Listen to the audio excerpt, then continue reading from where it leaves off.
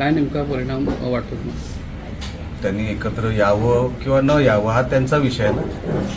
त्यांनी bat ball खेळावा की टेबल टेनिस खेळावं हा त्यांचा विषय आहे. आम्ही कसं काय बोलणार त्याच्यामध्ये? त्यांचे स्वतंत्र पक्ष आहेत, त्यांनी त्यांचं बघावं. पण काही जरी झालं तरी महायुती मोठ्या फरकाने येणाऱ्या स्थानिक स्वराज्य निवडणुका जिंकणार, तयारी तशी चालू आहे आणि जनमानसामध्ये तशी इमेज आमच्या सरकारची तशी झालेली आहे. म्हणून ज्यांना भीती वाटत असेल आणि त्या भीतीपोटी एकत्र येत असतील त्याला आम्ही काय करणार? काय नेमका परिणाम वाटतो तुम्हाला? त्यांनी एकत्र यावं किंवा न यावं हा त्यांचा विषय आहे ना. त्यांनी बॅट बॉल खेळावा की टेबल टेनिस खेळावं हा त्यांचा विषय आहे.